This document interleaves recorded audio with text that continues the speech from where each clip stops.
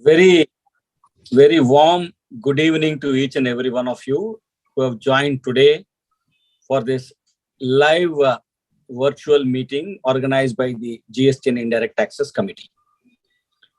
Esteemed friends, all of you will be following the numerous changes that have happened in the Indian GST scene post the 47th GST Council meeting. Some of the notifications have come, some circulars have come, and certain other notifications and circulars are expected any moment. Nevertheless, our tryst with knowledge sharing and knowledge enhancement continues. In the GST and Indirect Taxes Committee, we have been taking giant strides when it comes to capacity building, knowledge sharing, resources development. Multifold activities are taking place in your committee. In this year in particular, the GST and Indirect Taxes Committee is actively engaging with the state governments. Post 30th June 2022, when the loss compensation to the states has come to an end, the states are left to themselves to find the revenue which they would have lost but for the center giving them certain amount of money. In this scenario, the GST and Indirect Taxes Committee is enhancing the capacity of the GST officials of the respective state governments, with the view that the state officers should be empowered. They should also be in tune with the changing times. They should be current. The GST and Indirect Taxes Committee has taken upon itself and met numerous state officers. If I have to name, Madhya Pradesh, Odisha, West Bengal, Tripura, Delhi, Maharashtra, Gujarat, Haryana, Rajasthan are some of the states, including Kerala and Tamil Nadu, are the states where the commissioners of GST, we have had meetings. Numerous meetings have taken place, and we have been able to train all the officers of Government of Madhya Pradesh, Government of Odisha, and Government of Bihar. Very soon, esteemed friends, we are going to have the programs in Maharashtra, in Gujarat, in Goa, and Tripura. The objective is not only to train the officers, but also when a chartered accountant goes and meets the officer, to give him that pride that your committee, your institute has done programs for us. Today's topic is somewhere connected to what we are doing for the last 6 months. Numerous instances have taken place when the GST officials have gone beyond exceeded their powers and have gone beyond their orders that have been drawn to them under the rule of law. Numerous instances have surfaced that our own professional brothers and sisters have done something which is not conducive, which is not right. Friends, let us not give blame even one single person. Rather, in this scenario, somewhere everyone requires to be taking the blame. But then, as professionals, as law-abiding citizens, and as members of this proud Institute of Chartered Accountants of India, we must ensure that we give nothing but the best to our clients also. Yesterday, I was in a meeting with the chairman of the Central Board of Indirect Taxes and Customs, and I proudly said that 5 years of Indian GST, just think if the profession of chartered accountancy would not have risen to this challenge that was posed by the government. everywhere the department accepts that yes, chartered accountants have played a major role. And on your screens, similar to me, you find a very nice gentleman seated here, bearded. Similar to me, I don't say in knowledge. He's much above, higher than any one of us. Is CA Jatin Christopher. We call him Jatin. Household name today, he is in a chartered accountant's office. Household name today, he is in GST. And as a chairman, I am proud that we have such a personality gracing the occasion today. We have such a personality who is going to guide us on this nebulous topic of prosecution and arrest in GST. I am a person who is from the excise times handling indirect taxes. Have seen very closely the officers and the actions that they take. Have observed very closely as to what happens in many of these searches and seizures. But then let me tell you, your face counts always. Your face counts. It is the face value, it is a name that you have built up in the department that will value. If today on a working day at this hour, if 1,200 people plus have registered and are continuing to log in, it is not because of this face of Rajendra Kumar. It is because of the face you see on your screen, Jatin Christopher. Had there been any other person, I would not have had even half of the attendance. So face counts. Face matters in every aspect of your professional life also. Jatin sir, thank you very much for once again, I must say, coming to the committee's program.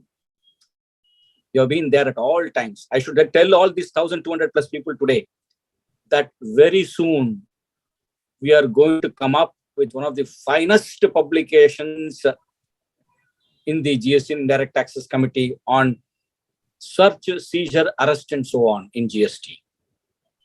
Jatin Christopher is the chief contributor, and already 2 times the draft has been revised. Such that in-depth analysis we are doing, friends, with giants looking at the review of that particular publication. I am very confident that we will come up with an excellent publication very soon, and you will be able to use it. Thank you, Jatin sir, one more time for the time that you're spending, for the knowledge enhancement that you're giving us, and for giving us that comfort that if no one is there, Jatin is always there. Thank you very much. So friends, without taking much of your time, I now invite Jatin Christopher sir to make his presentation on this wonderful evening.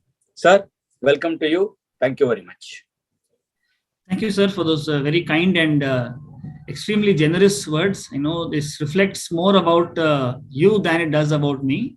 And it's a privilege to be able to address our this August gathering of our members and on this prestigious platform of our institute. We'll straight away get into this topic, friends. A person robs a bank and feeds poor people with that money. The question that comes to for consideration is the person having a bad intention or a bad motive? Another instance, a person has a weapon, a firearm, and it fires and kills Mr. B, although enmity exists with Mr. A. Now, is this an accident or is this a mistake? Friends, good evening. Welcome to this virtual CPE meeting. I recognize that as chartered accountants, we don't practice in courts of law, but the question relating to prosecution and arrest is so often coming up in the course of our interaction with taxpayers, their suppliers, participants in that ecosystem, that as chartered accountants, we must also educate ourselves about the working modalities of section 69 and 132. So this topic I credit RK sir for having identified not just the timing of it, but also the conviction that we need to share our knowledge on this topic so that whenever we face situations where it appears to veer towards 132, things relating to 69 are being thrown at the taxpayer by departmental officers, we need to have a response, because the way it is presented tends to put one in the back foot, create anxiety, and it makes clear thinking a little more difficult. When we get into this topic straight away,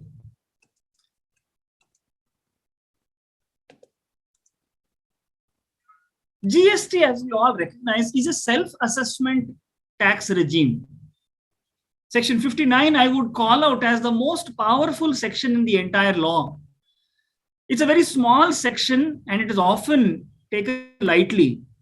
The reason why we need to go back to section 59 is because none of the other sections in the law can override 59. None of the other sections in the law can override section 59, whether it relates to filing of returns, utilization of credit, search, inspection, of course, penalties, prosecution, arrest. 59 lies at the heart of GST. And in that section 59, the person who is placed on a pedestal is the registered person.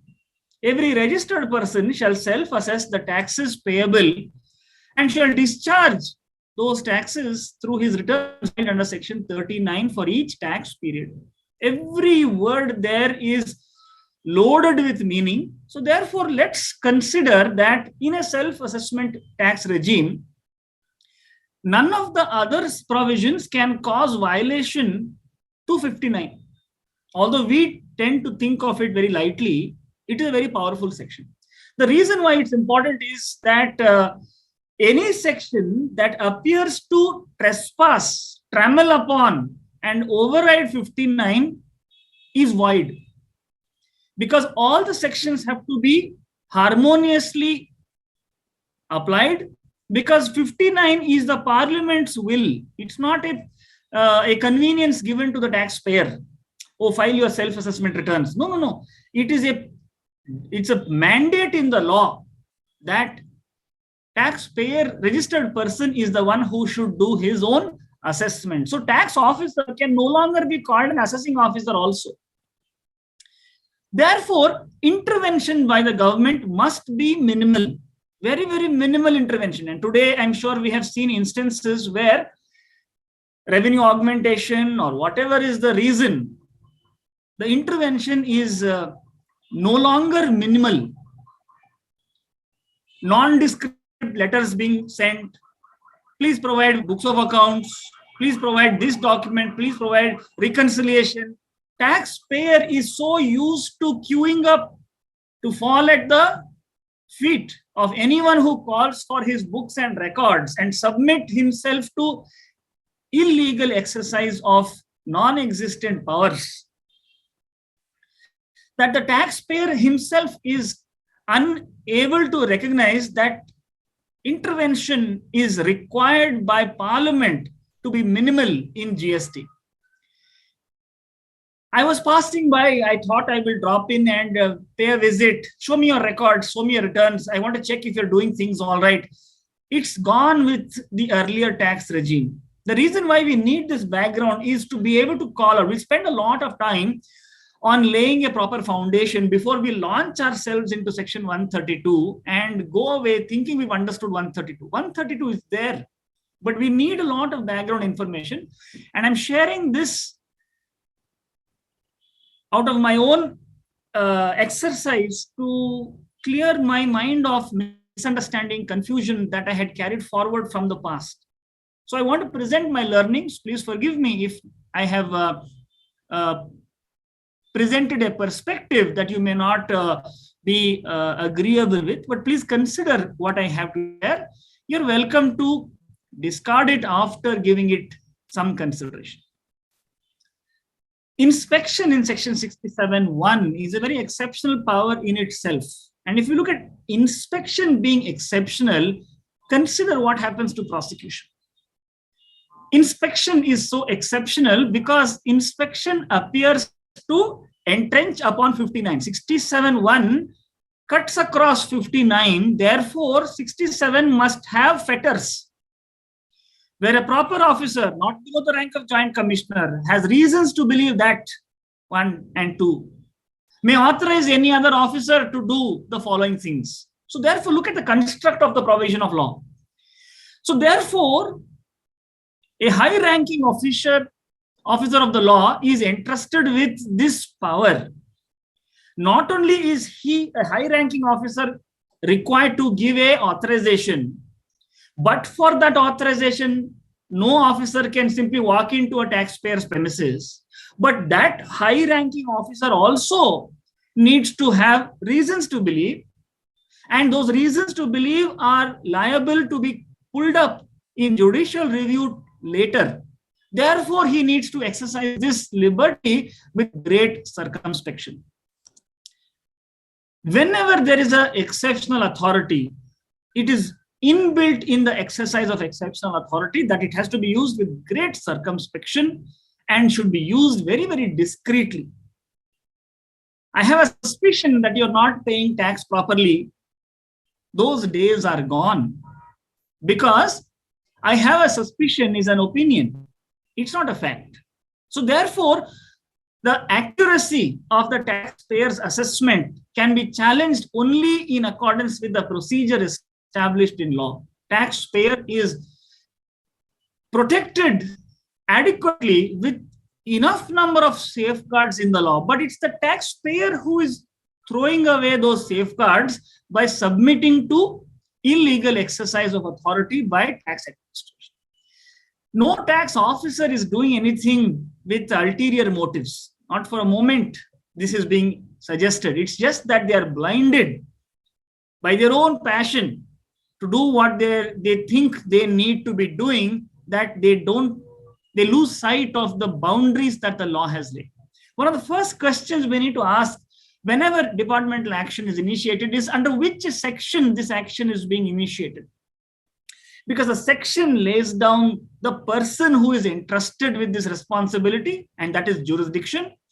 And the section specifies the issues to be addressed. The section specifies the forms to be used, the preconditions when the section can be invoked, and the nature of response, because all questions will not have the same answer. It all depends on from where the section, the question is coming, so that the answer can be appropriately presented. Taxpayer, very sad situation. Taxpayer is happily forfeiting the safeguards in the law by what is called acquiescence. Section 160 subsection 2 states that a taxpayer is welcome to first question the validity of any notice, order, or communication. If he fails to question the validity, he will forfeit his right to question its validity later.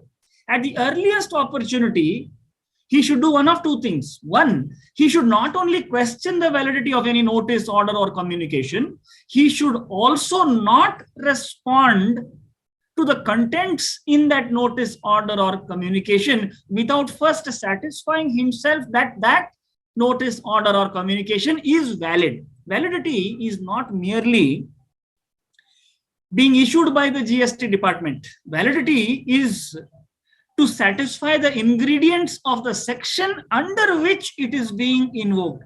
Just yesterday, I was seeing a notice.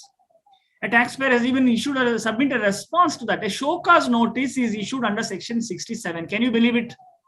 A show cause notice is issued under section 67. And the taxpayer has even submitted a reply to that illegal notice. Again here, like RK sir was mentioning, everyone is striving to learn this new law, because in this new law, the rule of law stands tall. Nobody can get away doing something illegal just because it is in the interest of revenue. So let's recognize this aspect of what is commonly thrown at taxpayers as passion to protect the interests of revenue. State of Tamil Nadu versus E.P. Royappa, Supreme Court back in 1974 laid down this principle that administrative action cannot be unfettered. No one can claim to have passion to protect the interests of revenue more than the parliament. And the parliament has said only in such and such circumstances the liberty of self-assessment can be entrenched upon. So therefore, please don't think lightly of the taxpayer's right residing in section 59 and happily submit to illegitimate exercise of authority. When we hear the word prosecution, somehow it is equated with imprisonment, punishment by imprisonment. No. The word prosecution by definition is to carry out a specified procedure or process. Mr. A is prosecuting legal studies in ABC Law College. Miss B is prosecuting medical course in XYZ Medical College. See, prosecuting is not sending them to jail. Prosecuting is to carry out a procedure or a process that is laid down. That's all. Prosecution. We'll see two places where this word is used and to mean differently. 136 deals with prosecution, relevancy of statements in prosecution before a court, and there that prosecution is not necessarily for 132. It is for all practical purposes whenever statements are being treated as unimpeachable evidence. Now, when you look at punishment, please bear in mind, punishment is after sentence. Trial is concluded by a magistrate. Trial concludes that a person is guilty. Then sentencing is done. Sentencing may require a person to be incarcerated, imprisoned in a prison. So punishment is to serve time. Prosecution is to carry out the process. So when we use prosecution, it is often used in the context of 132 situation. So therefore, one thinks that prosecution is synonymous with 132. Prosecution is to carry out a process. Why is this important? Because we will see how we are going to refer to it as we go along. Similar first principles to touch upon is arrest, remand, imprisonment. Section 69, when we talk about somebody being arrested, the person is not being declared guilty.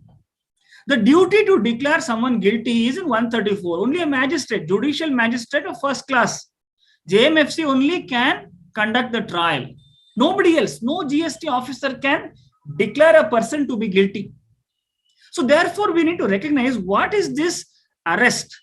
Friends, to this extent, we need to travel to CRPC, Criminal Procedure Code, to understand the due process laid down in the law in CRPC. Because in GST, it is borrowed by reference. 69.3 says subject to the provisions of CRPC. So therefore, the due process in law in CRPC is mutatis mutandis made applicable to GST. So therefore, we will need to travel there to touch upon, because ultimately in CRPC, the substantive law resides. GST is only making reference to that law. What is remand? A person has been placed under arrest and he is produced before a magistrate. The magistrate will now decide whether that person should be enlarged on bail or released, or he should be committed to custody of the investigating officer or judicial remand, so that the purposes of investigation are not impaired. For example, a person may be remanded so that he does not interfere with the investigation. A person may be remanded so that he does not intimidate witnesses. a person may be remanded so that he does not destroy the evidence that is still to be unearthed. 132 comes later. Remand 167 CRPC, when we are looking at it, why should a person who is arrested should be confined to remand before with an investigating officer or with the judiciary? Why is this remand necessary? In economic offenses, the beauty, unlike criminal jurisprudence, in economic offenses, what happens is evidence is not physical all the time. Evidence could be books of accounts. Evidence could be WhatsApp messages, emails. Evidence could be files kept in a computer or a server or some other electronic device. Evidence could be statements of witnesses, people who are connected with the transaction who still need to be identified and evidence collected. So remand is necessary. Only then will the person's liberty be denied during this intervening period. If you see 167.2, you will find that there's something called a statutory bail. All right, we'll come to that as we go along, but please bear in mind, arrest is different. Arrest is different from remand. Imprisonment, like we touched upon earlier, imprisonment is after conclusion of trial. In order to serve the sentence, a person will be imprisoned. So what is therefore the purpose of arrest? A trial was commenced, and in the trial, accused number one, A1, accused number one was Mr. X. Mr. X. And identified as a male, 49 years old, and the trial was commenced. The magistrate said, produce Mr. X so that I can take cognizance and commence the trial. The court produced a 12-year-old boy. The investigating officers produced a 12-year-old boy and said, this is Mr. X. Immediately, the magistrate recorded this fact. The identity of the accused is ambiguous and dismissed the entire proceedings. Arrest is to establish identity of the accused. It is not possible for trial to commence without clarity as to who is the person that is to be tried. Just before our this evening's meeting, one of highly respected senior chartered accountants called me to talk about one aspect, and it brought some questions. I'm very grateful to him for bringing up those questions. If you see 137, it talks about offenses by corporates, non-legal, artificial legal persons. There very clearly it says, because a company cannot be imprisoned, the investigation should travel to find out who is that natural person who is actually perpetrating this offense. So therefore, recognize purpose of arrest. If you see 41A of CRPC, purpose of arrest is to establish identity, secure and identify. Who is this Mr. X cannot be vague. I'll give another example. In the case of a murder, the only fact that can be undisputed is the deceased victim. The victim who is deceased, that is the only fact. Murder is allegation, and the accused has to stand trial for the court to decide whether the accused is the person who caused this and whether what he caused is in fact murder or not. The death of the victim is the only fact, nothing else is a fact. So arrest, remand, imprisonment, in your mind, whenever you come across these expressions, 169 or 132, please rehearse this in your mind. Are we using the right expression? Are we referring to it in the right context? Is the person being arrested and sent to judicial remand, or is a person being imprisoned to serve out the sentence? Because if you look at, just to deviate a little bit, if you look at a person who's released, nowadays in TV, some of these people who are serving time are given a permission of the court to be on parole or furlough. You would have heard of these things. It's not like the sentence has been stopped. The sentence is continuing to be served, but outside the facility of the state. In society, they will serve out the remainder of their term. So keep this aspect in mind. Arrest is different from remand. It's different from imprisonment. We have to follow the law. Nobody can say, I don't want CRPC, I know what to do. No, everyone has to find their way to fit into this small. You've seen, I'm sure those who have visited Bangalore, you will be familiar with the Bangalore traffic situation. Everyone is trying to fit into one lane. There's a very broad highway and it will funnel. When you come in towards from the airport into the city, you will find that there's a very beautiful funnel.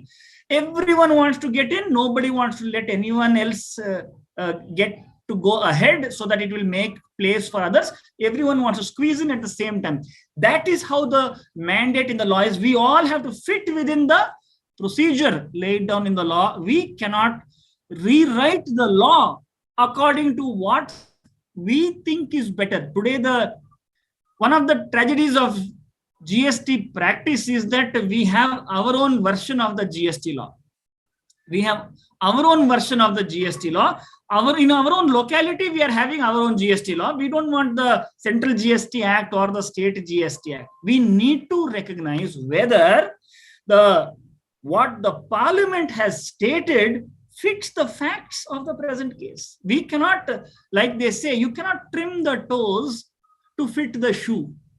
The shoe should fit, isn't it? So therefore, look at it from that point of view. Do we recognize the procedure in the law? And it's a mandate for us to fit within that.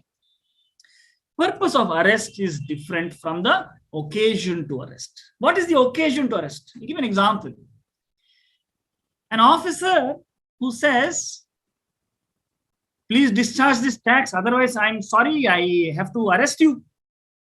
Very sorry, I have to arrest you. You can be sure that the ingredients of Section 69 itself have not been fulfilled, because nobody will simply throw a threat when in fact they have a duty to actually execute a warrant issued by the commissioner. So therefore, look at what is the purpose of the arrest and when will they arrest? How will they arrest? What are the requirements in the law in order to place a person under arrest? Because arrest is momentary. Arrest is momentary. Remand is for the duration subject to bail conditions. Imprisonment is serving out the time. Arrest is momentary. Arrest is momentary, and then person should be released on bail. And if bail cannot be granted or is not granted, or the conditions of bail cannot be fulfilled, then person will be under trial if trial has commenced. We'll come to those aspects in a moment. Threat of arrest. 99.9999% of the time is only to instill fear in the taxpayer. It's working. It's working. By simply saying that somebody will be arrested, it's working. Taxpayer is happily discharging tax, borrowing money. Because of this, socially they will get ostracized. Society does not accept the fact that someone has been arrested. We still have the stigma in society. And if you look at it from this point of view, this threat of arrest is working. Officer does not know who is the director of the company, but he says he will arrest. Whoever is your director, I will arrest. Please recognize the responsibility to arrest. Let's say commissioner has issued a warrant saying that please go and arrest this person.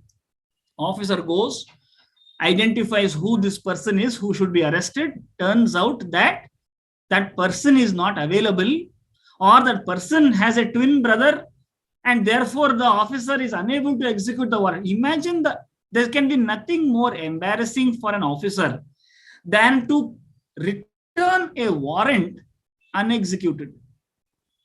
I don't know who he is. I could not find him. So many people were there. He was there, but when I identified myself, he ran away. Returning a warrant unexecuted now makes this officer very famous within the department. So when there is a warrant, it will invariably be done in such an innocuous manner. Sir, please come to the office. Everything is done. Commissioner has decided to drop your case. Please come. We just have to sign some documents. Immediately when he arrives, he will be placed under arrest. Some summons will be given as part of recording some statement. Then See, if you talk to officers who have actually executed warrants, they will tell you that it's not a joke to actually execute a warrant. So therefore, when someone very vociferously says that they will arrest whoever, you can be sure there is no warrant. And I'm not saying this to encourage people to take this threat of arrest lightly, but to take it with circumspection. Understand the ingredients for placing a person under arrest, and then examine whether those ingredients exist for someone to claim to have this warrant to place a person under arrest. And if a warrant is given, an officer cannot come and say, sir, I felt that he is a very gentleman. He agreed to discharge the tax. So I said, you go home, no problem. Is it possible? It will be disobedience to the duty given by the commissioner. When a warrant is given, he has to be placed under arrest. Next, you pay the tax. I will leave you. You just pay the tax. If you don't pay the tax, interest and penalty, I have to arrest you. Please bear in mind, paying or not paying the tax has nothing to do with arrest. Arrest is required to prosecute a person under 132. Payment of tax anyway has to be made. If a person pays the tax, will he get exemption from prosecution? No. If a person does not pay the tax, will his prosecution be deferred? Even both are independent provisions. I have had the benefit of, for purposes of this study, maybe a year or year and a half ago, spent some amount of time studying 276 of income tax law to trace back some very nice books I found on prosecution in income tax, because there also there are provisions regarding prosecution, TDS deduction, non-remittance, non-deduction of TDS, etc. So in all of those provisions, very clearly the jurisprudence is well established that adjudication for demanding and recovering tax and prosecution for punishing a person for committing an offense are independent. Pay the tax, I will leave you, is the biggest folly in understanding of this law.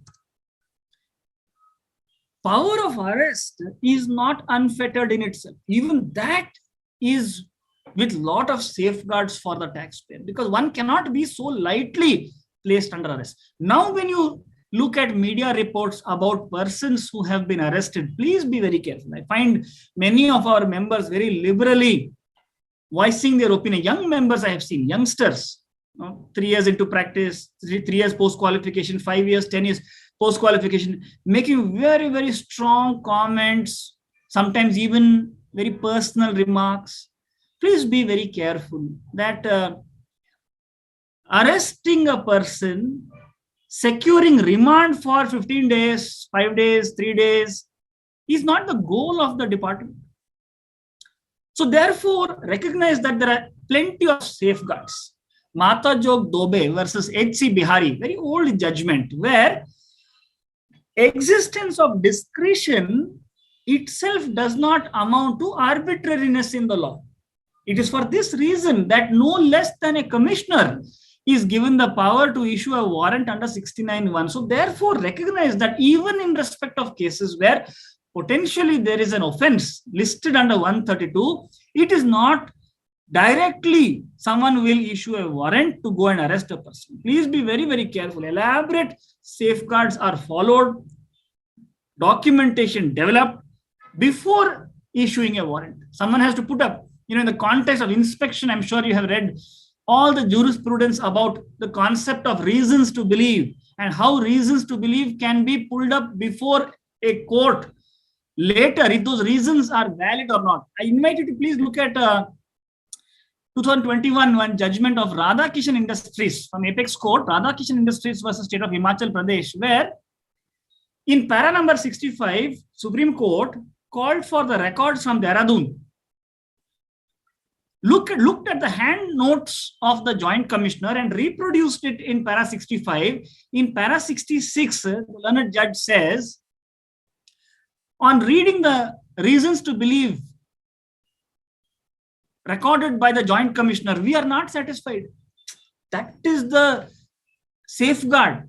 So an officer has to go through a lot of effort in order to build his file so that it speaks for itself that the arrest was not vicious, fictitious, false, incorrect, misapplication of law should not be apparent. It has to be amply justified that the arrest was warranted. Therefore, safeguards are there. So we have to be very careful.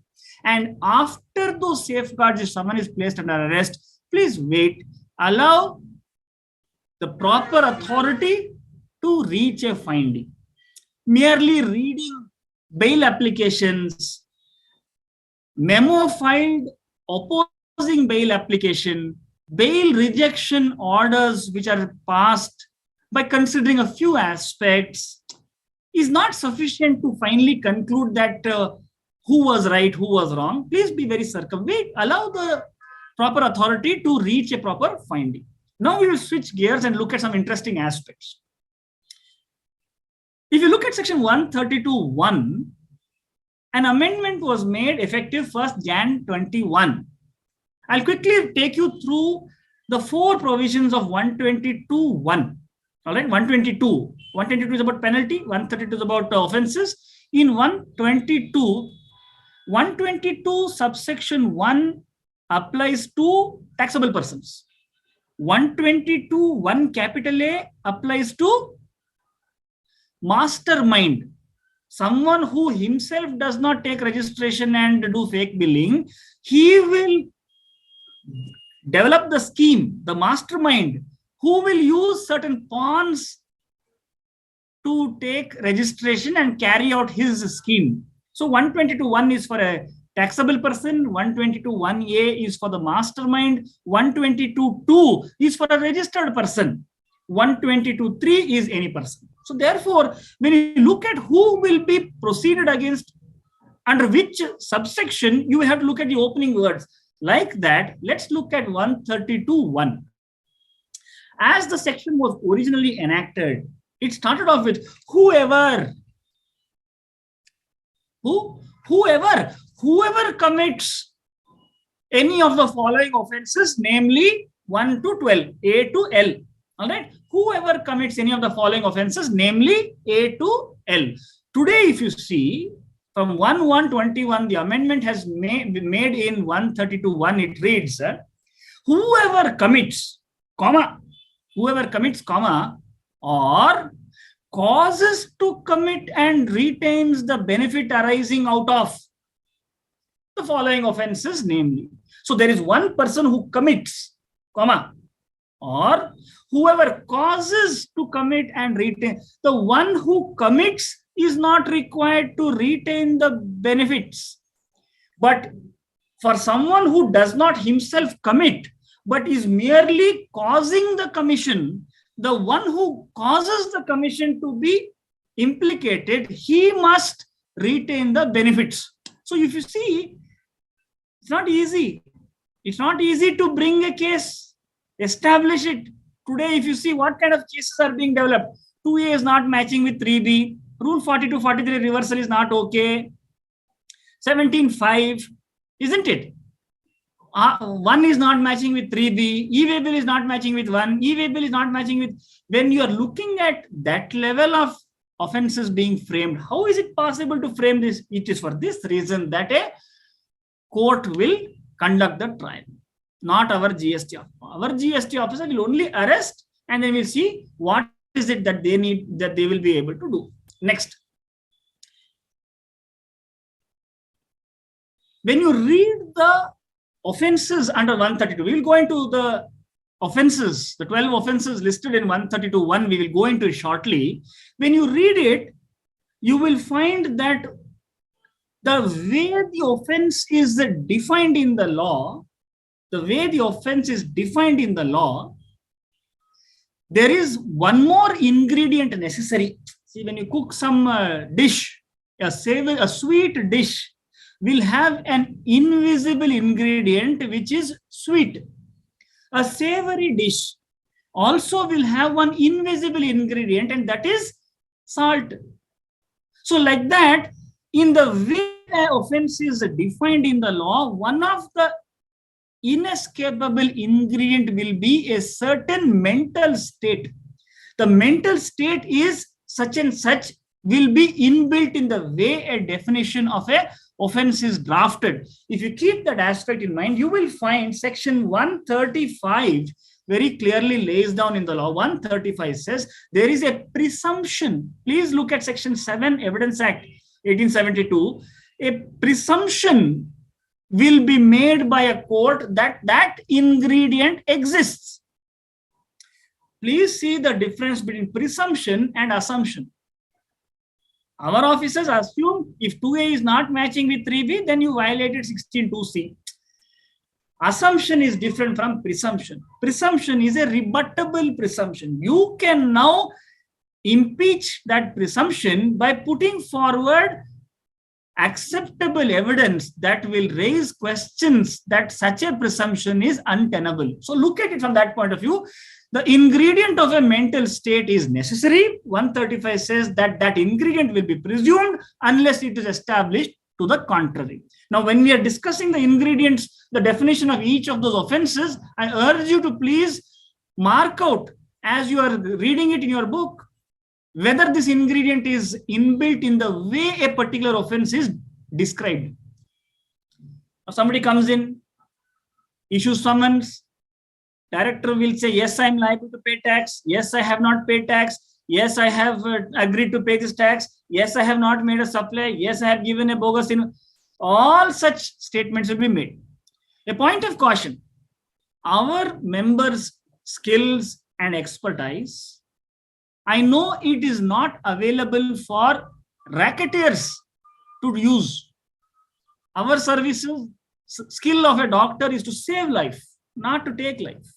Our expertise is available for those who are implicated in such matters, not someone who is committing such offenses knowingly. So therefore, relevancy of any statement, if you look at section 136, it gives 5 situations. For any court to accept a statement, it is not something that can be, whatever someone says will be readily admitted and demand confirmed. Our contract dated so and so involving this transaction, exchange of money of this value, is a taxable supply. Now, the statement, is it a fact or an opinion? Of course, it's not a fact. Have you paid the tax? Yes or no? Fact. Is it liable to tax? It's an opinion. Is it eligible for exemption? It's an opinion.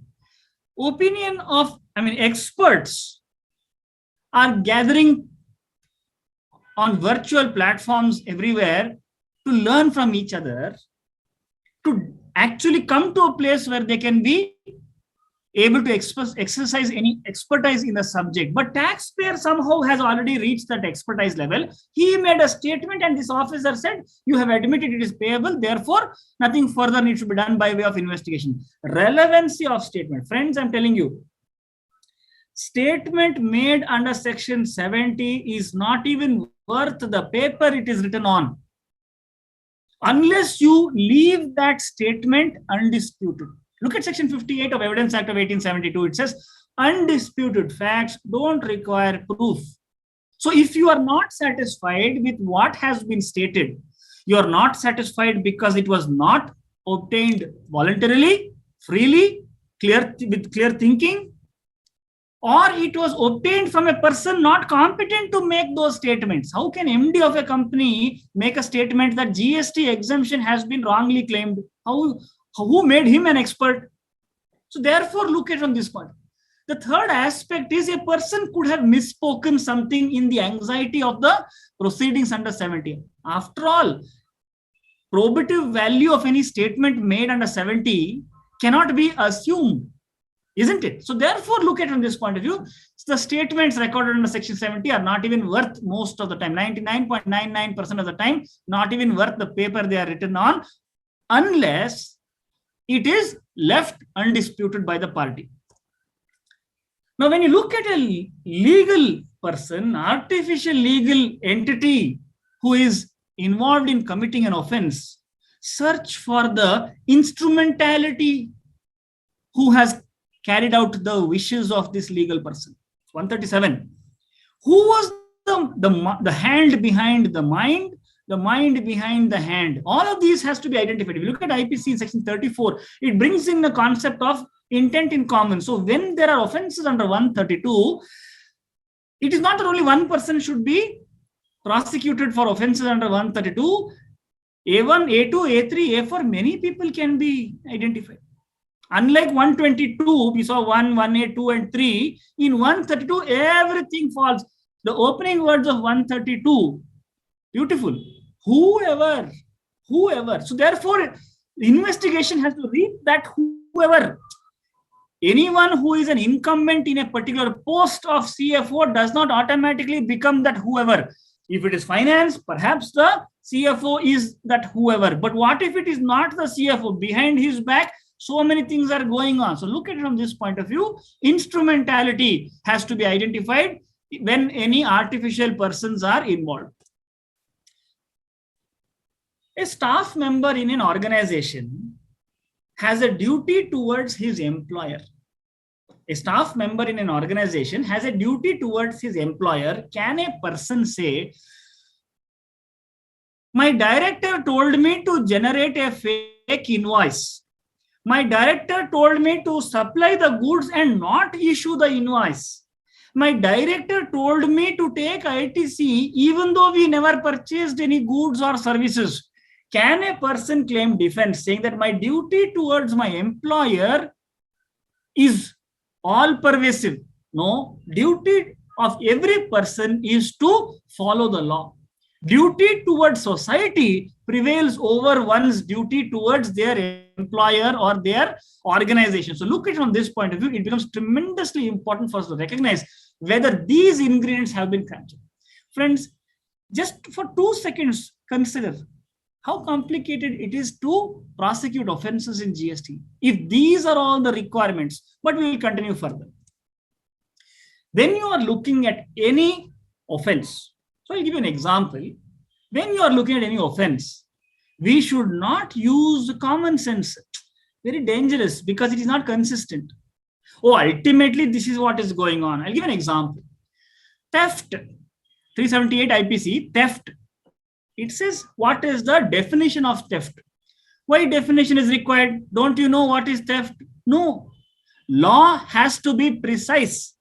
Law has to be precise. It has to tell in clear terms what you have done. Unlike our notices nowadays, I feel you are not paying tax on supply. Feelings have no place in GST because supply itself has 8 definitions, isn't it? So therefore, it has to be, charges have to be framed with great precision in GST. 171A itself has 8 forms of supply. Now 71AA to all the way up to 35(6). We have so many definitions of supply. So therefore, it's not possible for someone to make sweeping statements. You have received other income of 2 crores. Therefore, you are liable to pay tax. GST is not a turnover tax that I will pay tax on turnover. If that other income is arising out of supply, you tell me what is that supply. Look at it from that point of view. The construct of the offense. How has the offense been constructed by Parliament in the law is an inalienable aspect. In substance, the same thing is going on. Give an example. A cashier takes some cash from the cash box for his personal use. Cashier takes some cash in the cash box for his personal use. Can we say this is theft? Most of us will say it is theft only. What is it? But the law does not call it theft. 378 does not call it theft. 405, it talks about criminal breach of trust. For theft, movable property belonging to another person must be taken away. But in this case, that movable property of cash was already entrusted to him. So he did not take anything away that he did not have. He already had it before taking it away. So what he has done by appropriating it is only criminal breach of trust and not theft. This example is just one example, but precision in the way the Parliament has defined the offense cannot be diluted by anyone saying in substance, basically theft is going on. So it doesn't matter whether we will follow under 378 or 405. Precision is very important. I'll also invite you to please look at another section in CRPC 222, where it says, when a charge sheet is filed for a major crime, but during the course of the trial, the major crime is not proved, but all the ingredients of a minor crime are established, the magistrate can pass a sentence for the minor crime, even though it was not charged. The importance of that in GST context is changing the clause in 132(1) is not permitted. Similarly, 122, similarly 7, 9, 15, 16, everywhere, you cannot change during adjudication. So therefore, construct is very important. So look at from this aspect.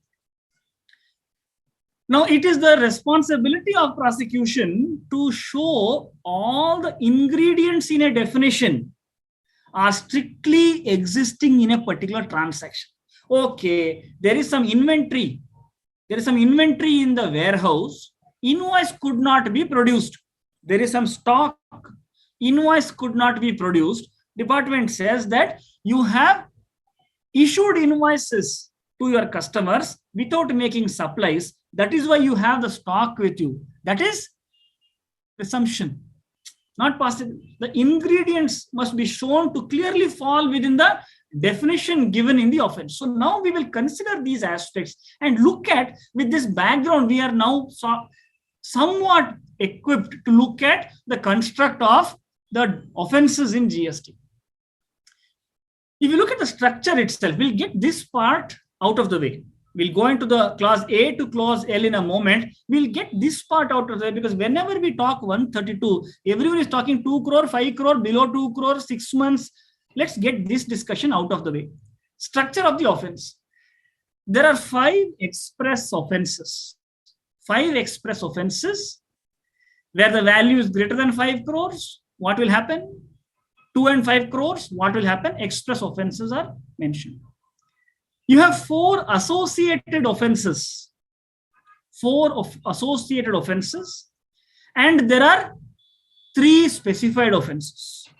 Why is it 2 by 3? Why is it 3 by 5? I will come to in a moment. 5, 4, 3, 12. A to L, 12 offenses. We'll come to that in a moment. So consider the structure of the offense. Now, what happens if any of the whoever commits, or causes to commit and retain the benefits of any of the following offenses, namely A to L, shall be punishable.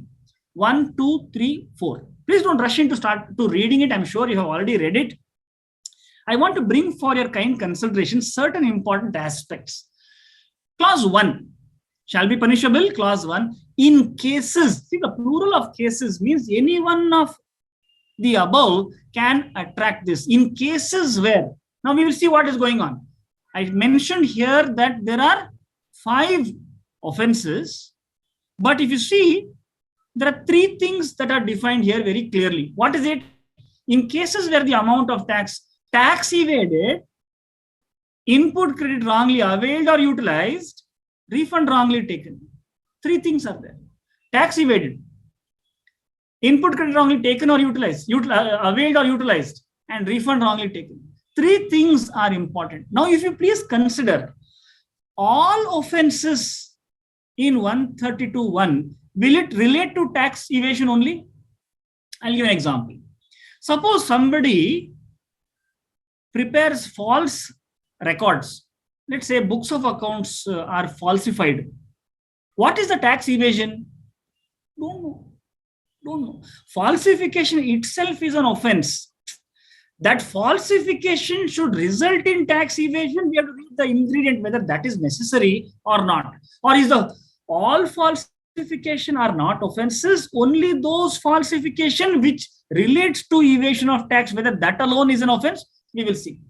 3 things: tax evaded, credit wrongly availed or utilized, and refund wrongly taken. These 3 things must be involved in any of the cases. Then if the value is more than 5 crores, then the imprisonment term will be 5 years. And fine may also be imposed. Now we'll see similarly clause 2, in cases where tax evaded, input tax credit wrongly availed or utilized, or refund wrongly taken, and goes on to talk about exceeds 2 crores, but does not exceed 5 crores, imprisonment will be for 3 years and with fine. Now, one very important distinction arises, you might kindly want to consider this. In case of any other offense, so here it is not talking about in cases where, see, 1 and 2 is the same offense, only value different. 1 and 2 is the same, value is only different. But 3 is in case of any other, but goes on to say tax evaded amount of input tax wrongly availed or utilized and refund wrongly taken exceeds 100 lakh rupees but does not exceed 200 lakhs will be with imprisonment for a term of 1 year and with fine. So look at the construct, whether 1 and 2 deal with one kind, 3 deals with another kind is important. So we're looking at associated offenses, then we're looking at specified offenses. Now, if you look at clause 4, clause 4 is not making reference to tax evaded, input tax credit wrongly availed or utilized, or refund wrongly taken. It talks about commits offenses under FGJ. We'll read what FGJ are. Commits any offense under FGJ regardless of what is the value. For clause 4, regardless of the value, FGJ, someone commits. See, to commit an offense, one must be successful attempting or just putting his hands into commission of the offense is sufficient. What does commit mean? Commit, does it mean successfully commit or attempt to commit? What is the difference? It all depends. Please don't rush to an answer, because normally we tend to think because of our strong English vocabulary skills, we know all the answers in law. Please look at the definition of the offense. When you look at the definition of the offense itself, then you will know whether it has been committed or not. Abets the commission of an offense specified in FGJ is the second aspect of it. So when you say 3 things, FGJ are the 3 things, but there are only 2 of the 3 things: committing FGJ or abetting the commission of FGJ. So when you look at 1, 2, 3, 4, we'll come back to this when we're touching upon 69 because it's very important. So we need to get this discussion out of the way, that 1, 2, 3, and 4, what does it talk about? 1 and 2 talk about the same thing. 1 and 2 talk about the same thing with different pecuniary limits and different duration of punishment. It touches upon 3 essential express offenses. There must be tax evaded. Please notice the past tense. Tax evaded, credit wrongly availed, utilized, refund wrongly taken. Applied for, not sanctioned. Please look at those cases differently. So ingredients are very important. 3 talks about any other case, any other offense, and it has a different value limit. And 4 talks about commit or abet the commission of specific cases, F, G, and J. We'll go into that in a moment. Now we will look at this we'll read 132 A to L in a different light so that it makes it less cumbersome and relatable. Let's look at it. I'll change the slide, although the tendency is to stop listening and start reading. I would request you kindly permit me to take you through that slide so that we are able to progress quickly through this slide-wise discussion. Tax evaded, input tax credit wrongly availed or utilized, refund wrongly taken. So these are the 3 essential, the primary offenses are here. Tax evaded, input tax credit wrongly availed or utilized, refund wrongly taken. Whatever is the method you follow, whatever may be the method you follow, if the result of that method is one of these 3, then we will fall within the mischief of 132. If you evade tax. Now, the clauses discuss how do you do this evasion? How exactly did you evade the tax? Is a matter of describing the nature of the offense. Tax evaded, input tax credit wrongly availed or utilized. Take an example. Someone has claimed motor vehicle ITC. Can we say that input tax credit wrongly availed he has committed an offense. Today you will see number of instances where reversal under Rule 42 is not accurately done. Reversal under Rule 42 is omitted. Everything is being pushed into 132. Is it possible? Impossible. Because the basic requirement is tax must be evaded, input tax credit wrongly availed or utilized, or refund wrongly taken. How? Just see, let's retrace a couple of steps. Every non-payment of tax is not evasion of tax. Agreed? Every non-payment of tax is not evasion of tax. The non-payment should be with the knowledge that it is payable, and in spite of that knowledge, a person not only chooses not to pay, that is 122, knowing and not paying 122. Why 132? He not only knows about the liability, he chooses not to pay this liability, he also employs a certain device so that his non-payment goes undetected. See, 3 layers. Section 73 is non-payment of tax, plain vanilla ice cream. 74, non-payment of tax with those 3 special circumstances for evasion of tax, chocolate ice cream. 132, chocolate sundae. Multiple ice creams are mixed up here. There should be non-payment of tax with knowledge of liability, omitting to discharge that liability, and employing a certain device so that that non-payment goes undetected. I urge you, friends, please pay great attention. If you want a small exercise to do, young members, I would encourage you to consider this. Take IPC. Reason why I refer IPC is because books are available to read it. Take a simple section like theft. We all seem to understand what is theft. Look at Ratan Lal, Dheeraj Lal, how the section 378 is divided, paraphrased, broken down to find each ingredient, and then there will be a discussion about it. You can also see NDPS Act or PMLA, very good legislation as to how these are being constructed. So, basic requirement, tax evaded, input tax credit wrongly availed or utilized, and refund wrongly taken, that must be there. If it is not there, then there's no 132.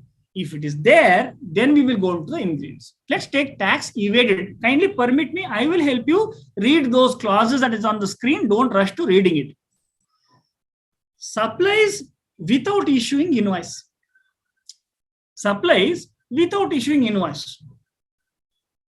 There is a shopkeeper who issued a cash memo. He did not issue a tax invoice. Can we say he falls within the scope of 132(1) clause A? Supplies without issuing invoice. Please look at it. The invisible ingredient is with intention to evade tax. 135 says intention will be presumed, but it cannot be assumed. Let me ask one question. Kindly forgive me for the crass language to describe this, but I feel crass language describes this best.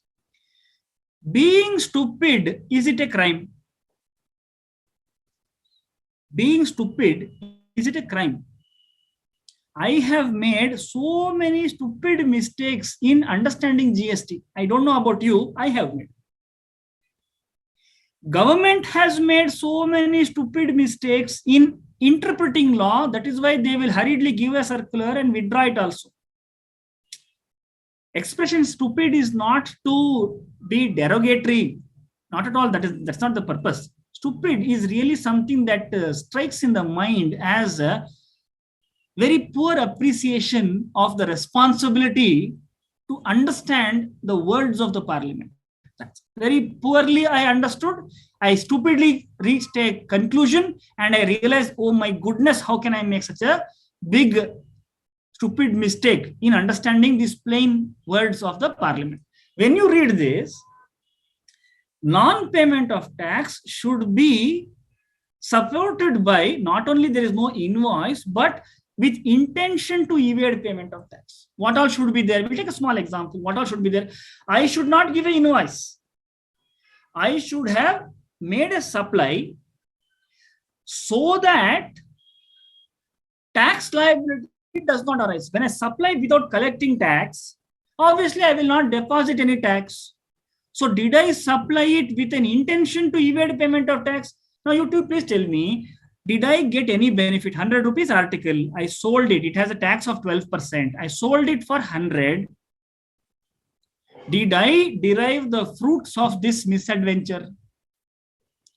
This misadventure that I put my hands into, did I derive the fruits of it? How can you now how can it be established that I did it with an intention to evade payment of tax? Taking this simple example, I will give you a contrast. I charge the customer 112. I charge the customer 112. Don't issue invoice.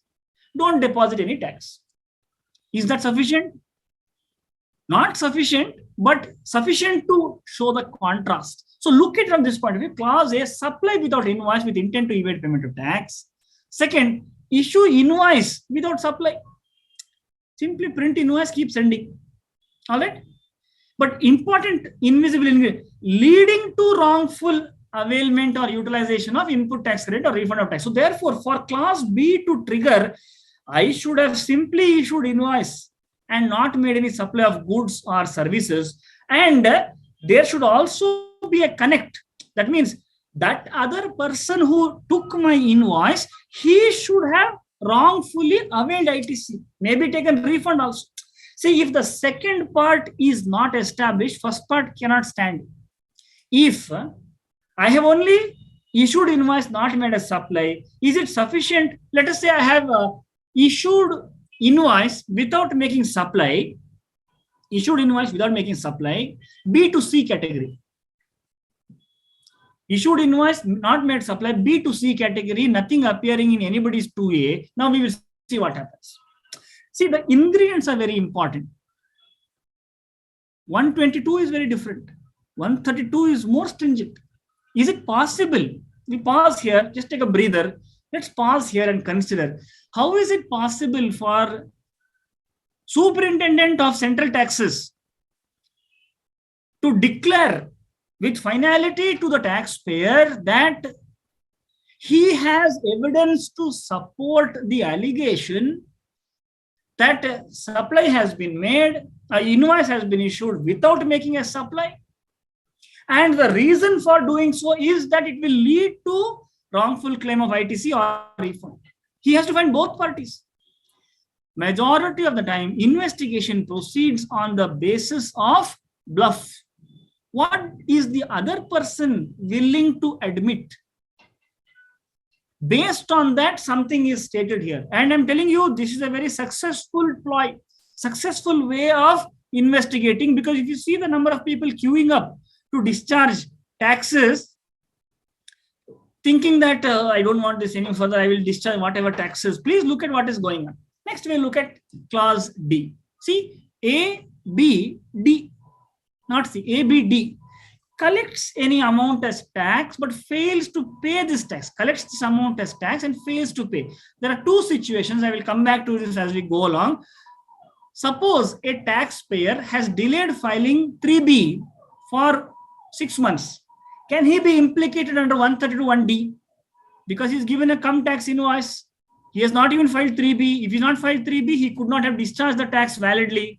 So therefore, can he be implicated under 132(1)D? No, ingredients are very different. Every non-payment of tax does not itself reside within 132(1)D. Collects any amount as tax but fails. Fail is a very important word. Non-payment coupled with knowledge of liability, coupled with employing a device to conceal is what will become fail. So therefore, please be very careful how to identify whether 132(1)D has got attracted. Bluff, most of the time it is bluff. Yes, you're covered by 132. I have got approval. ADG has said you are doing evasion. So therefore, we'll proceed. We'll arrest. If you don't pay, we will arrest. If you pay, we will leave you. How will you leave? You can't leave. Clause E. A, B, D, E. Evades tax. How? Other than above. In any other manner, if one evades tax, it will fall within E. Now, you please keep in mind A, B, D, E, And when we talk about 169.1, we will see if E is covered there or not covered there. Now we'll go to C. E will again come back. We'll go to C. What is the basic requirement? Input tax credit wrongly availed or utilized. Avails input tax credit using the invoice in B. So B and C are twins. B must be there. Accused number 1 for B. Accused number 2 must be there for C. Without B and C combination, the entire charges will fail. So look at it from this point of view. Avails IT. So 17.5 motor car credit, rule 42 reversal, none of those will fit within C to attract the mischief of 69.1. So look at it from that point of view. Refund wrongly taken is one of the requirement, but where is refund wrongly taken? Where is refund wrongly taken? It comes back to C, comes back to clause E. What does it say? Other than ABCD, if you evade tax, fraudulently avail ITC. See, fictitious invoice in B, ITC taken, straight away covered by C. Other than C, how can you say fraudulently availed input tax credit? If you look at section 17 of Indian Contract Act 1872, very beautiful illustration is given there as to what is fraud. Fraud is not something that someone can simply allege. Like in 74, fraud. If I look at you, you look like a fraud. All those things, by looking, you cannot come to those conclusions. You have to have evidence. Fraudulently avails ITC. We don't have time to go into what is fraudulent. Fraudulently avails ITC. Fraudulently obtains refund by employing knowledge of ITC not eligible, knowledge that refund is not admissible, yet the person proceeds to make the claim and he employs a device to conceal its detection. That makes it fraud. Other than ABCD will fall within E. This becomes your essential primary offenses. Next, looking at associated offenses. We'll go through this quickly to make time for some questions if it's possible. Associated offenses are somebody who is himself not the perpetrator, an accessory. Associated offenses. Acquires possession of goods which he has knowledge to believe it is liable for confiscation. See, something is liable for confiscation. Is it a matter of common knowledge or is it a matter of special knowledge about section 130 subsection 1? 130 subsection 1 has 5 clauses. Should someone have deep knowledge about 130 to be able to have this reason to believe that something is liable for confiscation? Or anyone who stores goods can be implicated under 132(1)(h? Not possible, isn't it? Stupid is not a crime. Same thing. I never knew that this is liable for, is it? Oh, without bill it is liable for confiscation. Without registration selling is liable for confiscation. I see. If I did not have, he has knowledge. See, he has knowledge does not mean a reasonable person should have knowledge. He knowingly should do it. Come on, how can you say this? Don't you have common sense? You are having stock, no invoice. Every time you are moving it, no paperwork. Don't you have common sense? The word is only misleading. Common sense. Uncommon sense it is. He should know, not a reasonable person should know. Bolam's reasonableness test cannot be applied here. Next, I receives services, receives services in contravention of the problem. What services? Please be very careful. Many people book expenses. You know, taxpayers to reduce their income tax liability will book expenses, salary, consultation charges, advocate fee, GTA, business promotion, staff welfare, you know, all those entries. Please be very careful. Receives supply of services in contravention of the act. Now, if you see here in clause I, do you notice the invisible ingredient of culpable mental state? Receives. Where is this invisible ingredient of intention to evade coming up? He knows or has reasons to believe. That is the clue that that invisible ingredient, that sweetness should be there in this sweet dish. That salt must be there in this savory is because of these express words. Fails. We discussed what is failure. Omission is not the same as failure. Fails to supply information or supplies false information. Please bear in mind, friends, questioning why summons is issued does not amount to failure to supply information. It is omission to supply information for good and sufficient reason. So look at it from that point of view, fails to supply information or supplies false information. Now we will pause here. Let me ask you this question. In 132(1)(k), do you find tax evasion? In 132(1)(k), do you find tax evasion? Tax evaded, input tax credit wrongly availed or utilized, refund wrongly taken. Those are the three primary offenses. In 132(1)(k), where is that primary offense? So therefore, please connect it with clause 3. Any other cases, what has to be connected? Next. And last, 12th clause is attempts to commit or abets the commission. There's a lot of difference. If you see 132(1)(l), it says attempts to commit. But if you see clause 4, it says commits or abets the commission. Commits or abets the commission is clause 4. But in clause L, it is attempts. I begin to do something that is irreversibly declaring my desire to commit. Left to my own free will, I will go ahead and commit it. Suppose somebody who wants to, in customs, you will read this. Somebody who is stuffing contraband substances in his suitcase in a secret compartment. He has visa, he has flight tickets, he's about to go and board the flight. He has not committed any offense under 111 of Customs Act, but he is preparing to commit an offense. That itself is sufficient for it to be recognized in customs as an offense. Similarly, attempts to commit. Committing itself is difficult to prove. Attempting to commit, how do you prove? Can someone admit that he was attempting to commit and that becomes evidence? Because of 136, certainly that will not be evidence. Now we'll see 3 specified offenses. We've seen this earlier. It says, what does it say? FGJ. FGJ. What is FGJ?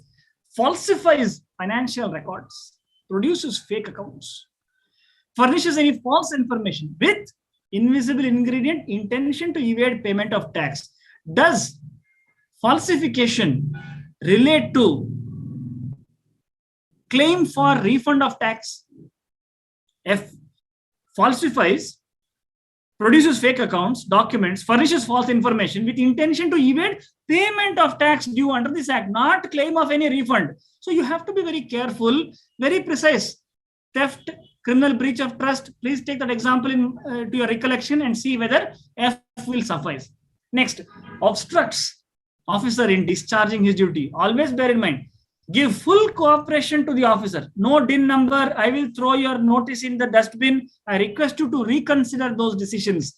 I received your communication. I reject the contents of that communication. I rely on section 160 subsection 2 and I call upon you to explain under what provision of law you are initiating this. You are not obstructing, you are cooperating. Please always examine. Many times you will find suggestions being made saying that you don't go to the department, you run away, you avoid, don't reply, ignore, delete the mail, delete the message, don't accept that post.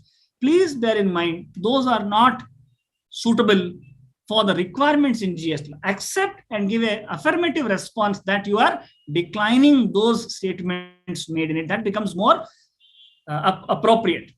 And J deals with, tampers with or destroys any evidence, material evidence, not immaterial evidence, material evidence or documents, if they are either tampered, changing the number 1, make it 10, 3, make it 8, tampers, destroys, delete the source entry. These are all aspects. So please bear in mind, when any inspection is being conducted, when any potential 132 transaction you are visualizing, please caution all taxpayers, all persons who are likely to be inspected, extend full cooperation, because it is not something that will be instantly decided.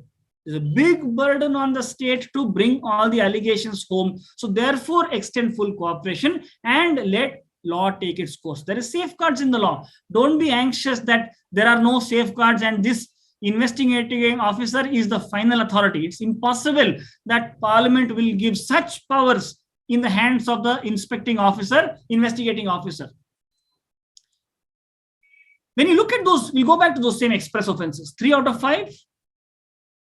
You know those 3 out of 5 cases, A, B, C, D, E. In those 5 cases, express offenses, tax evasion is covered by A, B, E. Fraudulent case is covered by C.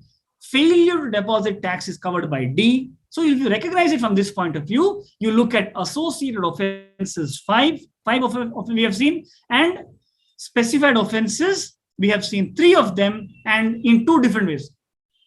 Commits or abets the commission of. Look at the structure. If you compare this, I hope now when we read 132.1 after those 12 clauses, it will now begin to be more meaningful as to how we will need to address this. Now we'll get into this very quickly to see how we have to read these provisions to capture the essence of how it has to be done. Let's go back. 132.1, whoever commits, comma, or causes to commit and retain the benefit arising out of any of the following offenses, comma, namely, please notice the ingredients. I won't repeat everything that we have discussed. I will take you through this for you to kindly consider. Look at the ingredients of the offense. Ingredients.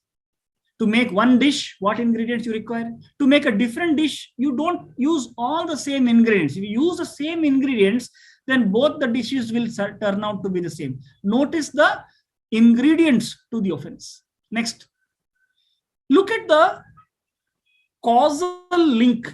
The offense and a link is created leading to wrongful availment or utilization or refund. Causal link. There has to be a link. A and C, B and C should have a cause and effect. Causal link must be there.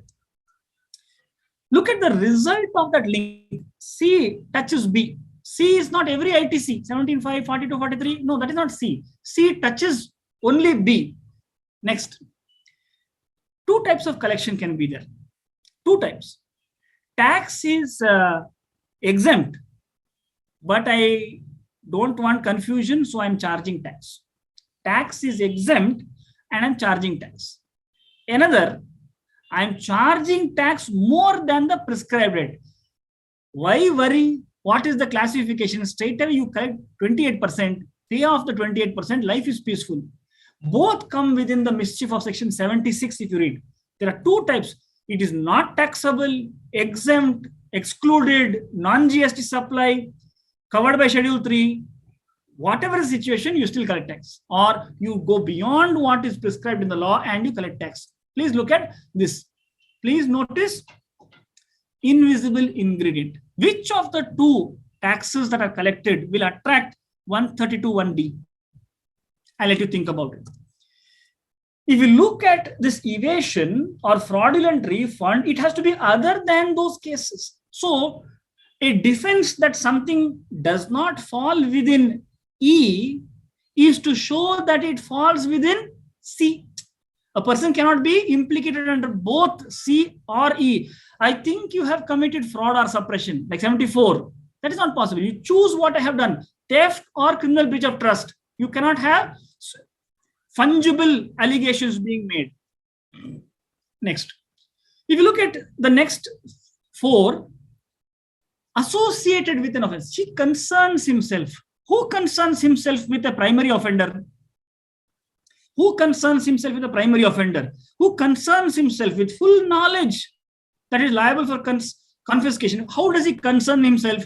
Concerns himself opens the gates wide for not only a warehouse keeper, a transporter, an accountant, all right, a consignment agent, any of them can be seen to be concerning himself, but he should acquire possession or concerns himself in some other manner. You hide this in, you keep this in your godown because I'm having an inspection in my godown. See, concerns himself. Knowingly being associated. See, look at the construct. Like we mentioned earlier, you are liable, you have committed an offense under 132 is not sufficient. Precisely what I have done is very important. He knowingly associated himself becomes the next ingredient. Fails, omits. Omits is not the word. Parliament was free to use the word omit, but they elected to use the word fail to show a positive inaction. No, knowledgeable positive inaction is failure. Non-compliance can be only omission, fails or supplies false information. And attempt or abatement, both have to be identified because the depth of these expressions are very great. It cannot be lightly classified as, I feel you are attempting. See, you are about to pass journal entry. You are about to accept the goods. You are about to load the goods, attempting. That is not at all sufficient. Friends, please bear in mind, trial takes a long time. In the suddenness of that inspection search, these big questions cannot be conclusively answered. So therefore, it is a very weak case for someone to say that it is attempts to commit is satisfied. So therefore, we will prosecute. Now you see what is happening. This falsification is not incompetence. Accountant does not know double entry. How many accountants are there? Plenty of accountants are there who don't know double entry. Storekeeper does not know how to maintain records. How many storekeepers are there? Plenty of them are there. Falsification is not errors in records. Falsification necessarily requires intent, while for prosecution it can be presumed, but the charges must be very clearly brought out in the investigation. Obstruction is not passive, it is active. Active, not passive. That is passive. Obstruction has to be active. And of course, tampers will be touched upon earlier. So you please notice and appreciate the construct. Primary offense, associated offense, and specified offenses are covered here in F, G, and J. Now we look at a few more aspects. Touching upon 69(1), Mata Dobe versus H.C. Bihari, high-ranking official is given the power because arbitrariness should be avoided. Everything we can't go to parliament. That is why a commissioner is given the power. 69(1) requires, in certain cases, we'll come to what those are, commissioner to give a warrant. Commissioner, for reasons to be recorded in writing, will issue by an order direct that a person must be placed under arrest. We'll call it a warrant. Supply without invoice, invoice without supply, credit with that said invoice, collects and retains tax. 132(1) A, B, C, D. Repeat offense 132(2). Now you please recollect the table we discussed earlier. In avoiding tax, tax evaded, we saw A, B, D, E.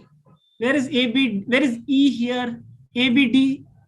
A, B, C, D is available. E is not here. So E was dealing with tax evasion, fraudulently claim ITC, fraudulently claim refund, other than A, B, C, D. So therefore, for a person to be arrested, let me bring this very clear. 69(1) requirement is that warrant must be issued. Secondly, the warrant must be issued only for these 5 cases. Supply without invoice, invoice without supply, credit with said invoice, collect and retain the tax, and any repeat offender. Now, repeat offender, whether he should do only A, B, C, D. No, repeat offender means A to L, anything, repeat offender, warrant is required. Now, how will a commissioner issue a warrant? He will take intelligence gathered in the investigation on record, apply his mind, satisfy himself that those reasons are so compelling that the ingredients of 132(1) A, B, C, D or 132(2), therefore A to L, have been satisfied.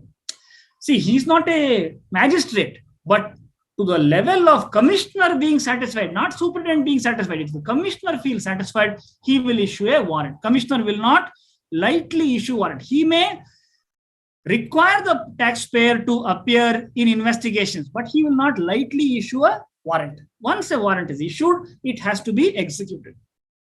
Offenses greater than 5 crores. Commissioner's sanction is necessary for all prosecution. Warrant is required, but commissioner's sanction is required for all prosecution under 132(6). So please keep that aspect in mind. All trials will be conducted only by a magistrate. Judicial magistrate of first class only will conduct a trial. Once a warrant is issued, then we proceed with what should be done with a warrant. Please look at it this way. We have cognizable and non-bailable offenses and non-cognizable and bailable offenses. In the time that we can quickly touch upon a few aspects here. Cognizable and non-bailable. cognizable and non-bailable, requires that person must be placed under arrest. Arrest requires a person to be issued a commissioner to issue a warrant and produced before a magistrate to be enlarged on bail. Magistrate, straight away we go to 167(2) CRPC, where it says whether the punishment is 7 years, 10 years, life or death punishment, then 90 days. Otherwise, 60 days is a maximum.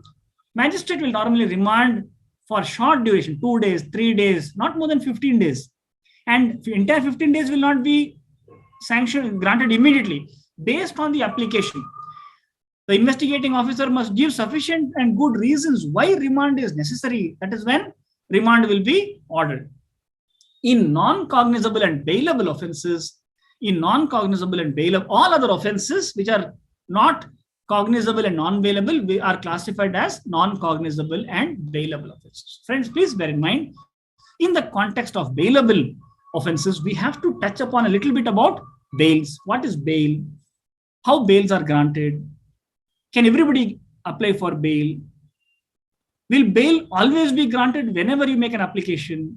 What will be the conditions to bail? Not just the security, but the conditions to bail.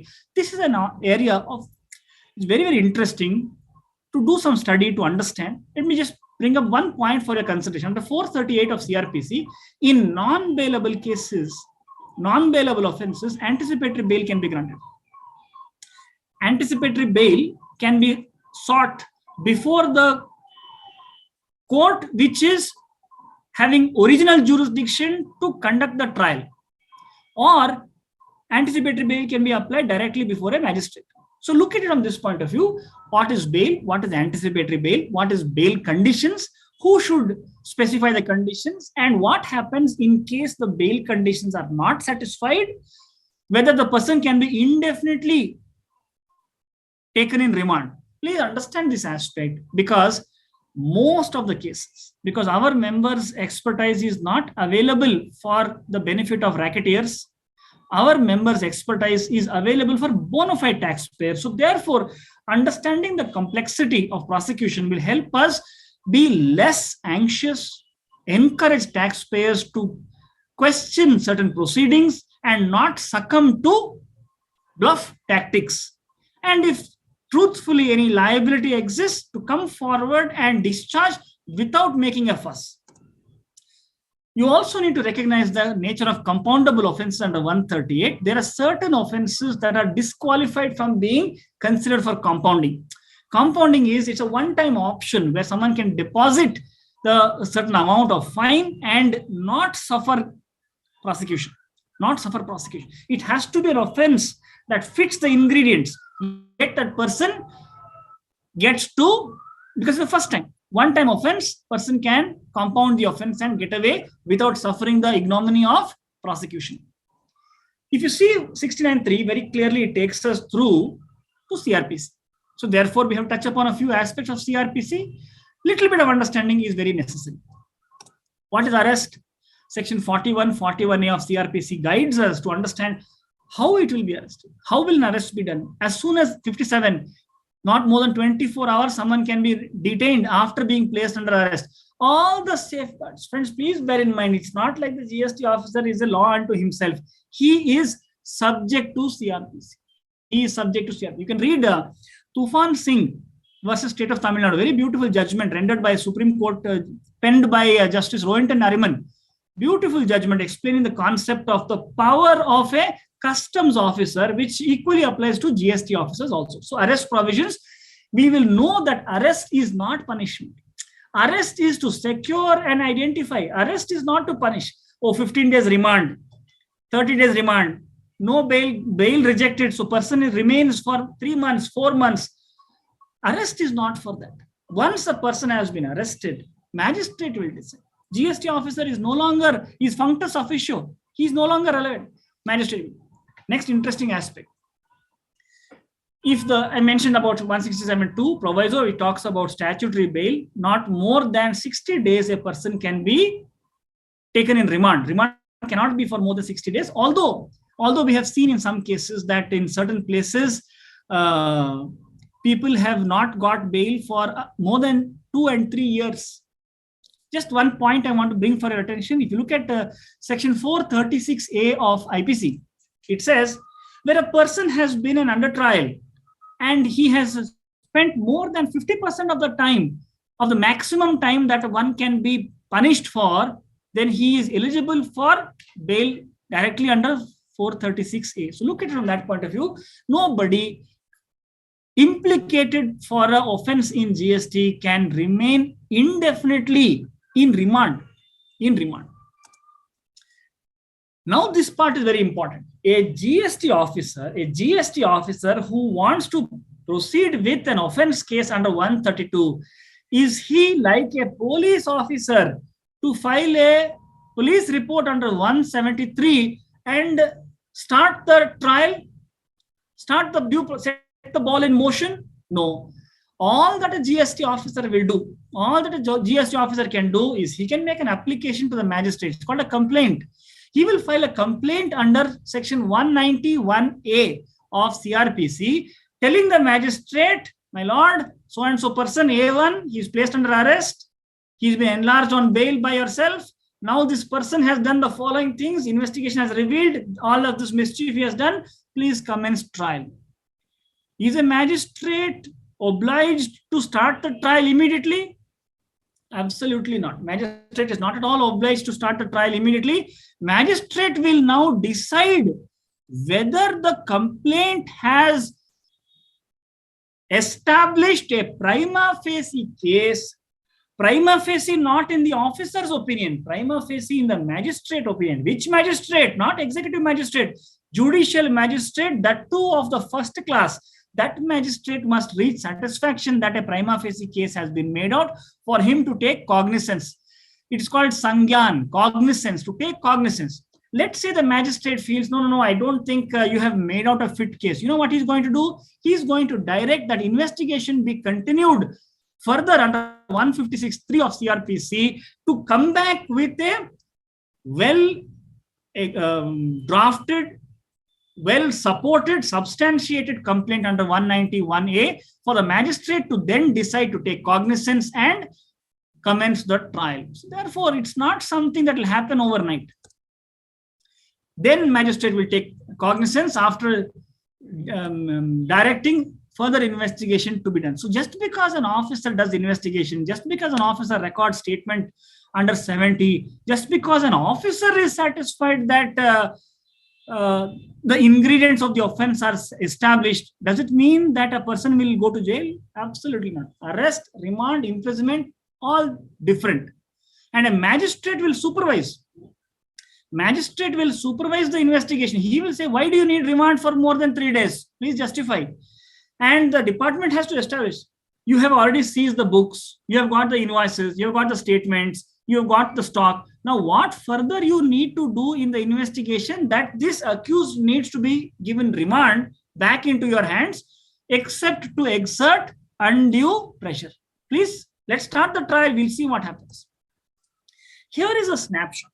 Here is a snapshot for us to take back with us about the various ingredients. Primary offense, offenses are so, don't start reading it. Let me take a couple of minutes to take you through this, because all of this we have touched upon already in sufficient detail. Primary offense, tax evaded, credit wrongly availed or utilized, refund wrongly taken, 5 situations, A, B, C, D, and E. Offenses associated with the primary offense, only 4 of them are there. 3 specified offenses, F, G, and J. This makes up 132.1, all the 12 clauses. Very quickly, person is arrested under 69.1, produced before a magistrate to be enlarged on bail. Magistrate will decide based on CRPC and not on GST law. Very quickly, what is the punishment? More than 5 crores, 5 years. More than 2 crores, 3 years. Repeat offender, 5 years. Less than 2 crores, magistrate will decide the punishment. More than 1 crore, cannot be more than 1 year. Less than 1 crore, magistrate will decide. Differentiate these two. When do you need a warrant? Commissioner's order, when do you require?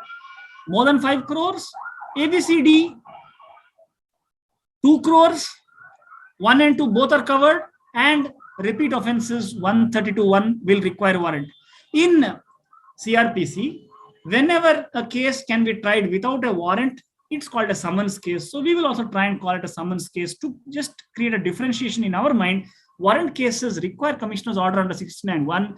Other cases don't require a warrant. So we'll call them summons cases where warrant is not required. Very, very important. When you look at matters, identify which ones are cognizable and non-bailable, which ones are cognizable and bailable. What happens in these cases? Identify in which cases compounding of that offense is also permitted. Please bear in mind, 69 is a machinery section, 132 substantive section. 69 is a machinery section, 132 is substantive. 69 cannot become 132, although it is being discussed as if 69 itself is resulting in the imprisonment of that person. It is only remand. And if it's ever possible, please talk to an officer who has executed an arrest warrant. Rich learning. If you get to meet any GST officers from enforcement of the State Department or in any of the nascent sessions that you meet, please see what their experience are. Very often, GST officers are painted like they are villains. They are not villains. They are also students of this law. They are learning this law. They are making their share of mistakes just as much as we are making our share of mistakes. And we have ICAI to help us in building our capacity, developing resource material, disseminating knowledge for the benefit of all our members. With this screenshot, I think we have a grasp of what 132 does. Contrast this with what 69 will do to identify how we have to understand the concept of prosecution and therefore how relevant arrest is. Arrest is not to punish a person, but arrest is to avoid an embarrassment when prosecution commences. To summarize our points, first off, bear in mind, Act of 1974, everything must have limitation. Nothing can be open indefinitely, isn't it? Tax demand, 3 years. Now they've extended to next September. In fraud suppression cases, 5 years. But in the case of prosecution involving economic offenses, there is a law called Inapplicability of Limitation Act 1974. It applies to economic offenses. There is no time limit. Person commits an offense at age 30, at age 75, he can be prosecuted. So limitation does not apply to economic offenses. In adjudication, show cause notice is issued. We have given a reply. Somewhere in the reply, we have admitted to pay the tax. Some amount is paid through DRC3. Admission of tax liability does not bring to conclusion prosecution. Prosecution is different. Adjudication is different. In adjudication, I can accept to discharge the demand. Still, I can say I have not committed the offense. So please be very, very careful. These are two unconnected things. Today, the popular, if you see PV Ramana's case, the arguments being advanced are when adjudication is not complete, or a show cause notice itself is not issued, how can you initiate prosecution? No, it is possible. And again, in Ramana, it has been held. It is possible that adjudication will follow its course, appeal, second appeal, revision petition 117, Supreme Court 118, it will take that path. Prosecution is independent. It will go to magistrate, he will decide what needs to be done if the ingredients are established. Adjudication findings, very valuable. It will feed evidence to prosecution. So therefore, where prosecution is possible, when you receive a show cause notice demanding some tax, when you see some show cause notice demand 13/22, if you see that notification, it says the period of March 2020 to February 22 will be excluded in computing erroneous refund cases. So when you take cases like that, if there is a mischievous refund claimed, what defenses are made in adjudication can feed evidence to prosecution. So therefore, a very fine balance. While adjudication is independent of prosecution, it is not that adjudication cannot feed evidence to prosecution's case. In adjudication, you can take a defense which is not relevant as far as prosecution. Friends, please keep these three aspects in your mind to balance what should be said in the show cause notice reply, whether it will have a bearing in the prosecution. Can you take two different stands in both these matters? Absolutely yes. But will something said here aid their cause as far as their case as far as prosecution is concerned? Yes. Defenses stand on a totally different footing. I would strongly encourage you to please read Tufan Singh's judgment, very well written by an eminent judge, wonderfully laid down, tracing back right from Rajesh Chandra Kumar versus State of West Bengal all the way to Ilyas versus Collector of Customs. All those judgments have been well analyzed to come to a conclusion whether the protection available to an accused under Article 20 of the Constitution, Evidence Act Section 24 to 30, whether those protections are available in a customs or a GST case, and the answer is no. So when you make an admission, please bear in mind it does not have the protection of self-incrimination provided in Article 20. When you're dealing with an offense case, for example, Clause C, taking credit based on an invoice under B, you need a person in B. If there is no accused, see, that person may be absconding, but a person must be there with an offense under Clause B for someone to be charged under Clause C. So principal offender is necessary to be named in order for another person to be called an abettor or an accessory to an offense that is being charged. Entire prosecution will pause once a person gets bail, because now the trial has to commence. See, the process is person is arrested, produced before magistrate, few days of remand, released on bail, department files a complaint under 191A, magistrate takes cognizance. Once he takes cognizance, he will pause the prosecution because he wants to give full play to all parties, both sides, to lead evidence as far as the trial is concerned. Department also not ready, party also not ready, because adjudication is still going on. So look at it from this point of view. The initial anxiety is like a James Bond movie. As soon as the film starts, there is a big fight scene, cars jumping, bikes jumping, bombs going off everywhere. Then suddenly there is a calm, and then the backstory gets filled up as you go along. So visualize it from that point of view.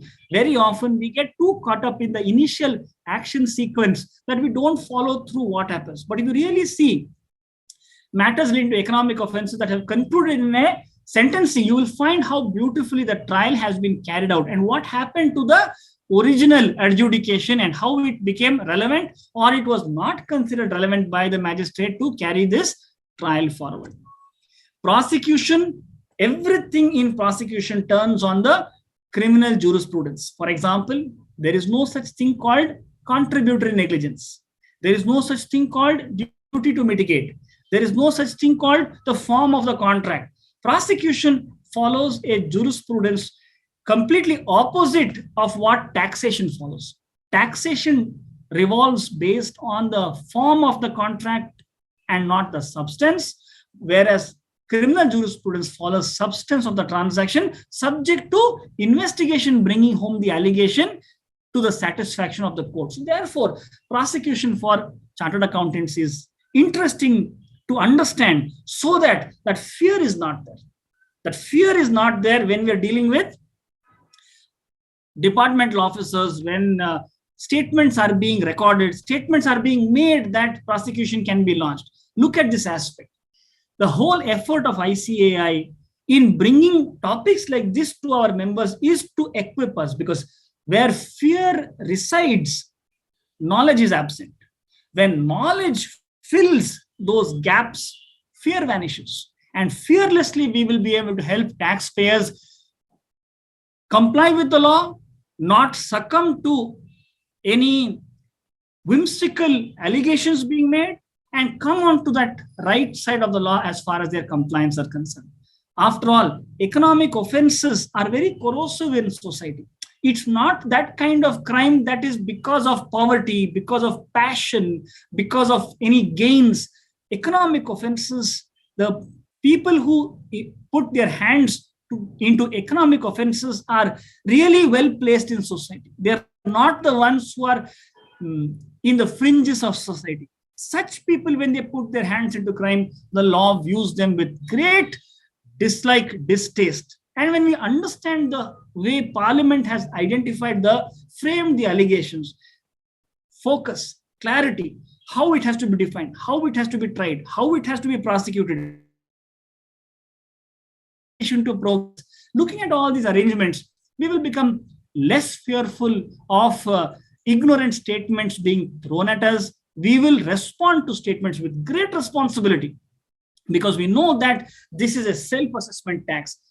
Taxpayer is the one who is to do the assessment and not be surrendering to fancy statements that prosecution will be launched or someone will be arrested or imprisoned, etc. We will recognize that all questions will be responded with calmness, with full appreciation of the law, looking at the transactions, so that our members become the pillars in society to guide taxpayers to travel from a place where they may not be fully compliant into a place they will be the gems in society. I thank ICA for giving me this opportunity, and all our members for your interest and participation in such a esoteric topic like prosecution and arrest. Thank you all very much. Thank you, CA Jatin Christopher sir, for the wonderful deliberation that you have done.